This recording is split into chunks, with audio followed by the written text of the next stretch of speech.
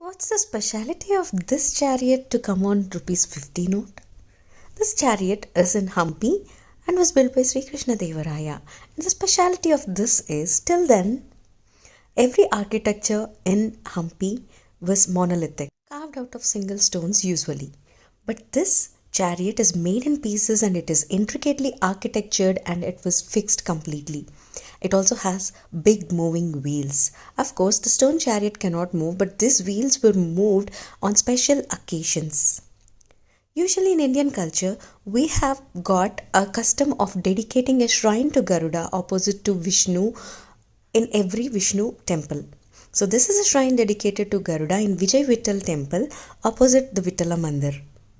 We can also have a look at the Garuda statue inside, but which is damaged. So we are not doing any puja.